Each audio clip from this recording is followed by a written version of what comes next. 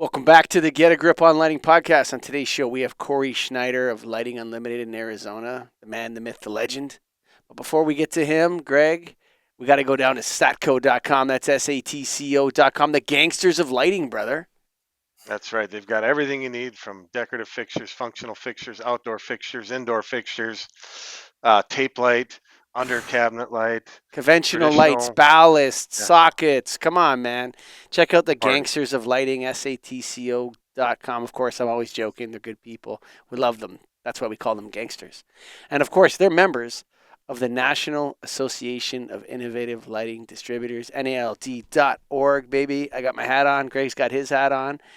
And if you have light bulbs in a warehouse, that's what the three of us have in common. Cory, Michael, Greg. We all have light bulbs in a warehouse, and we sell them to people.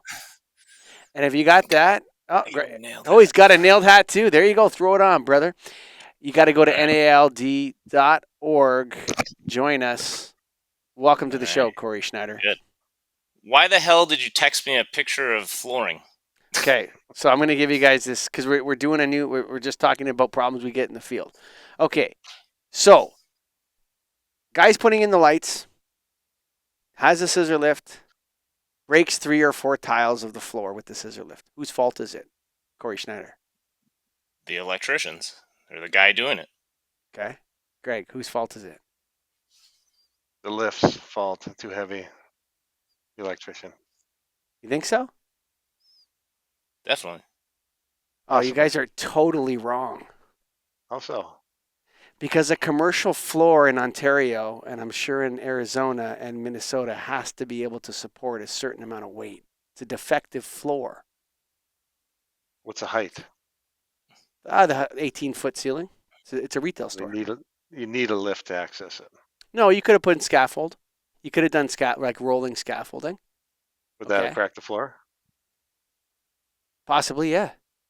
It's a defective floor. I feel like it's on the municipality. It's on the state. There's different rules per entity or whatever, per jurisdiction. So I have like Arizona has different rules than Canada, than different rules than Minnesota. Right. So it's the guy doing it, the guy that's doing the install. It's his fault, whoever it is. You think it's the electrician's fault, or the drywall, or whoever's doing the work. It's absolutely a defective floor. So when I went to the customer is screaming at me. I said, "Yeah, you're calling the wrong person, because the problem here is not Atlas Lighting, and it's not the lift, and it's not the contractor. It's the floor is defective." And it was you could have heard a pin drop after that, because in Ontario, I know for sure, and I'm sure it's the same, there are rules about the amount of weight any commercial floor must be able to tolerate, and a small scissor lift is for sure within that weight.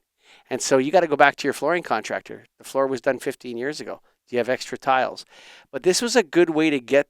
See, you guys both thought it was the electrician or the contractor. This is why we sell light bulbs from a warehouse, and we are not electricians, and we don't install. We subcontract that. This is a nailed show. This is not the electrician install. That's right. So it's definitely not the distributor's fault. That's what I'm saying. It has nothing to do with the distributor. And the guy's yelling at me. Right? Now, you guys both said it was the electrician, but the actual correct answer, Greg and Cory, is that it's the flooring guy's fault, whoever did that floor 10 years ago. What do you do anyway? What makes you the authority that it's the flooring guy? Why are you so sure? Because the way that the tiles broke demonstrates that there's a gap in between the tile and the mortar and the subfloor. So is it the business owner's fault, or is it the tenant's fault? So the guy that owns the building's fault? Is it the guy that's leasing its fault? Whose fault is it? Not mine. Not the contractors. Right? Well, but this is key to these kinds of... Yeah. Yeah, so you said 10 years. Have they not had to do anything with their lighting or get up in their ceiling for 10 years? Well, that contractor bought the track lighting. We designed the track lighting. The contractor bought it and is installing it. And everybody's freaking out now because the floor is broken. And I get a call in the morning. And I ended the argument. And so we did the track lighting, and if the scissor lift was the problem, the entire floor would be in pieces. But it's 3 broken tiles in a huge place where there's 250 feet of track lighting going in, and there's cracks where the floor depressed where there was an inappropriate amount of mortar. And so these are the kinds of issues that come up. And if you back down, if you take responsibility for that as a distributor, that's ridiculous, Cory. Distributors got nothing to do with that problem, right? I agree. Right? But I also want to get paid, and I don't want my contractor, who's also my customer. Like the contractor's kind of the customer, but also the end user customer knows us. And so we need to end that and get the problem away from us in a way that's correct. And I'm starting to get a lot better at that kind of thing. Have you seen any of these kinds of problems, Greg? I'm not specifically with flooring, but things that happen as a result of work that's done. Yeah, I'm trying to think of a specific example, but nothing where it's been significant enough where I wasn't able to get it fixed quickly. What was it? Chipped? I'll think of it, but I think it was something where the electrician was able to touch it up and fix it. And you can't just replace 3 tiles, it looks like? Probably not. Can't find them, match them, all that. Yeah. So, Cory, can you think of an example of something in your business where understanding that it's not your fault is absolutely 100% the correct move, and to push it back on the customer? Well, similar to Greg, we did an install in a 30-story high rise, and it was in a lawyer's office, and the guys in their bathroom, they had to change some T5s behind a lit mirror, and the guy dropped the mirror. Whose fault is it? That's it's not the our electrician's fault. It's the electrician's fault, right? So I don't know if that's not on the places, but yeah, the electrician had to buy the guy a new mirror. So yeah, that we haven't had many where it's the other person's fault, like you're saying. Yeah, but I don't think we ever think like that, and that's the point of this. I think we always think in terms of, as distributors, well, it has to be the person that's the contractor's fault. It has to be the mistake has to be either us. It can't be the customer. But I disagree with that. I think sometimes it can be someone else's fault that's not involved in the situation at the time. All right, so I got an example for you. So Sure. we sell tech lighting, where we used to sell monorail, which is kind of a low voltage track lighting system by a brand called Tech. And we sold it to a lawyer about 10 years ago at our counter. And we laid the whole thing out for him. He agreed to it. He signed off on it. Then he hired an unlicensed electrician to install it, and it didn't work. And he came back 6 months later and sued us because he thought it was our fault that he hired an unlicensed electrician to do it, and he was a litigious guy. Came at us, and we said, no, it's not our fault. We had to hire a lawyer and then write him a thing back and explain. We had to hire experts and all this stuff, and we ended up breaking even on the thing. But eventually he went away, and it was like he understood it was his fault. But that was a ton of time just to figure out that the guy hired an unlicensed electrician to install tech lighting. Yeah, and that's a big problem, actually, especially with lighting. Sorry, Greg, go ahead. Well, no, I was going to say the theme here, guys, is twice now. Let's not sell to lawyers. What are you doing, Cory? Yeah, there you go. Yeah. What is it? Everything in lighting is about not getting sued, right? So. Yeah. What? Right. I'm going to give you guys another one here because this is from the field. So, electrician purchases Type AB CFL replacements. Okay. So it's a 26 watt CFL, horizontally mounted in the fixture, 6-inch can, something like that. And what the plan was, he was going to put in all the ones, and if they worked, leave them. If it didn't work, he'd bypass the ballast. Okay, and then incrementally as time went by, they would go in, and if there's on out, they just bypass the ballast. Mm-hmm. Light bulbs start going on fire in the fixture. Okay. And I'm going to take a picture. I better not, because I don't want to get the people will be able to recognize the bulb, and I don't want to get anyone, because this could happen to anybody's bulbs, I guess. But customer has literally the lights are on, but there's fire coming out of the smoke and fire coming out of the fixture, and the LED is still producing light. Okay, whose fault is that? The light bulb manufacturer. You think it's the light bulb manufacturer? I know the answer. Do it, Mike, because they're blaming the contractor for not verifying the ballast before installing it, and which, and that's like this whole thing of who to blame is what's fun on all these projects, because you think of even warranties. Who's to blame? The driver or the LED, the fixture, contract, the install? Did you let water seep through the wall pack because you didn't put enough caulk on the outside of it? Is it not sealed properly by the manufacturer? What's actually gone? Is it the driver? Is it the LED? It's finger pointing all over the place on lighting specifically.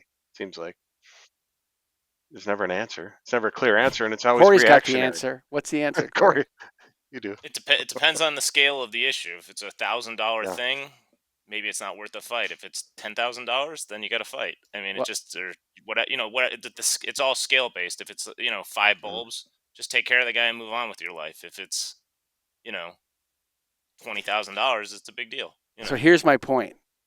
It's never the distributor's fault. And that's my point on this show. Because remember at the if we misspecified it, it's our fault. If we say, we put 120 on a 480 and we sold it and saying this should work, that's our fault. That I agree. But, that I agree with. But remember at the convention when they were talking about the egress lighting and the emergency lighting? Mm-hmm. I want nothing to do with planning that out.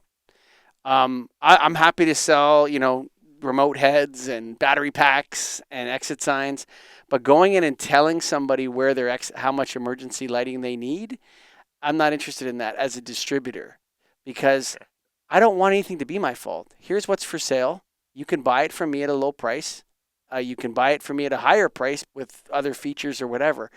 But these situations that happen in the field should not come back on me. But how often do they? They always seem, the warranty problems, everything comes back on the distributor. Why is that?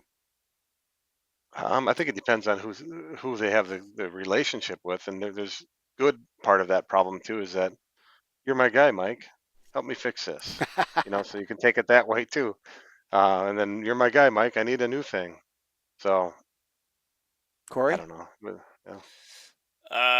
It depends what type of job. Is it a new construction job? Is it a TI? If it's new construction, we're the bank. So, we're selling the project for a pre-designed project for an architect, an engineer, and all that stuff. So it's all pre-designed. So we handle all the problems as the bank and the logistics of the job. If it's something we designed that's a TI maybe, then it could be our fault. It depends what it was, if it's a specified issue or not. What's a TI? Tell me what TI is. I don't even know what that acronym is. So a tenant improvement. So if you own a building and there's a space that needs to be changed out to a new tenant, you upgrade the space, but it's not a new build. You're retrofitting the space or refit it. Mm-hmm. So that's not necessarily designed by an architect or a electrical engineer. So in that type of instance, if we design the lighting and it's wrong, then we would probably be at fault. But it's what is the fault is the issue. Whatever we're fighting about. I'm getting to the point where I want nothing to be my fault, but I solve all the problems. You see, that's what the position I want to be in. You know what I mean? Where it's like, here's some more bulbs to replace the ones that went on fire. Let me try to find a tile setter for you if you have extra tiles. But that's all going on the bill. And that's the position I'm trying to work myself to. And I like that position because the customer calls me. I don't want them to be upset at me. I want to be on the same side of the table as them. Sure. Go to satco.com. SATCO.com. That's right. The gangsters, Greg Ehrich. They're on our side of the table always, right? They've got everything you need. Lighting fixtures, components, parts, traditional, legacy, LED, the whole party. The whole party. And of course, the National Association of Innovative Lighting Distributors, Cory Schneider is a past president. Greg Ehrich's a past president. I'm not, but that's okay. Go to NAILD.org. If you have light bulbs in a warehouse, you sell them over the counter, you sell them on the internet, you sell them over the phone, you sell them with sales reps in the field. If you have light bulbs in a warehouse, Nailed is your crucial shield. That's right, NAILD.org. Thanks for coming on, Cory.